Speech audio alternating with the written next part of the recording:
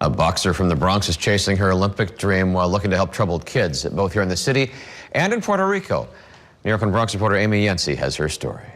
With her eyes focused on her dream and perfecting her jab, Nisa Rodriguez says she's determined to knock out the competition and make it to the Olympics. The 28-year-old middleweight has been boxing since she was 13.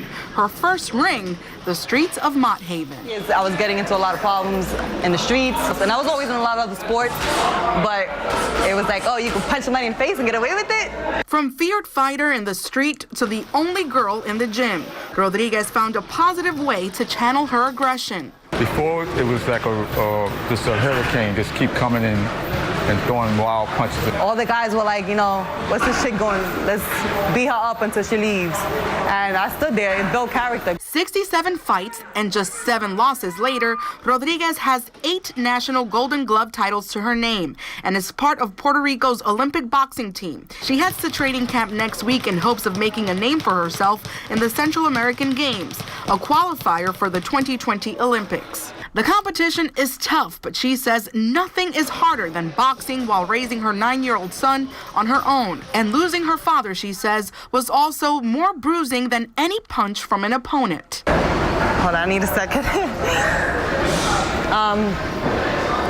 You know, my father was always my first love. Thoughts of her father will be with Rodriguez when she represents the island her parents came from. And just like this fierce fighter, Puerto Rico is still trying to recover from a big loss, Hurricane Maria's devastation. It feels like a lot of pressure, but then it's like, you know, I feel like I was meant to do this. Aside from her Olympic aspirations, Rodriguez has another dream: to open free boxing gyms for at-risk youth in Puerto Rico and here in the Bronx. For them to see someone that is like them, that comes from the ghetto, that, you know, you don't really have much, but you're trying to do what you can to not become a product of your environment. You're trying to, you know, live the dream. In the Bronx, Amy Yensi, New York 1. With temperatures in the 70s and only getting warmer, there is no better place to be than the beach. Our Amy Yensi has the best assignment today. She joins us now from Rockaway Beach with a look at the conditions. Amy? I sure do, Angie, have the best assignment. Talk about perfect beach weather.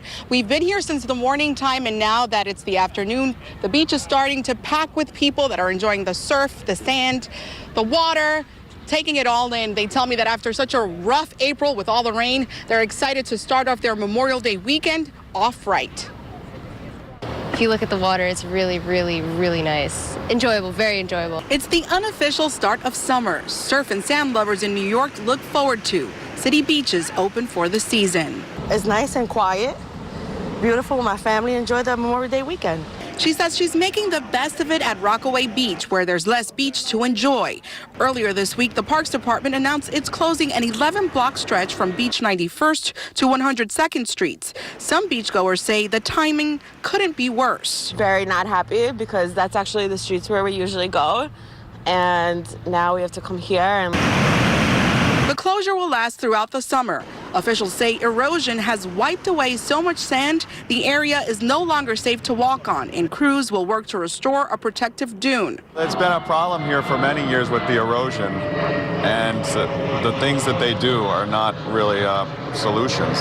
You know, the dredging and stuff, it's just, to me, it's a waste of money because it's always going to come back. The Parks Department started measuring the beach about a year ago. Officials say they tried to find other solutions, but this was the only way to turn the tide on erosion. But this beach lover says he doesn't mind less sand. Who he shares it with is what's important. I don't got to work. I'm here enjoying the weather, Memorial Day weekend. What else can we ask for? And there are at least 4 miles of this beach that are still open, so come on down and enjoy. Are you having a great time? We're having a great time. Thank you. There you have it. That's the latest from here in Queens. Amy Yensi, New York 1. Back to you. All right, thanks, Amy. The Parks Department started measuring the beach about a year ago. Officials say they tried to find other solutions, but this was the only way to turn the tide on erosion.